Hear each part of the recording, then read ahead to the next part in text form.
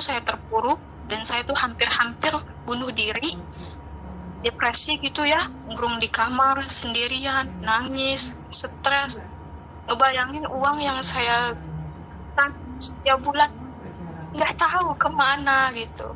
Saya bertanya dalam hati saya, kenapa ibu saya tega membohongi saya lagi?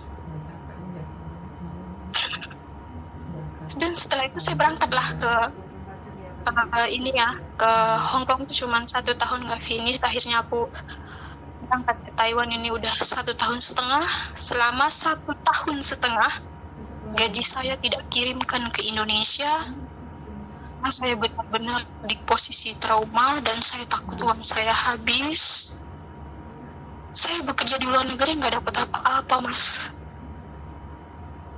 Saya ada kebun sekitar hektaran itu kan, itu pun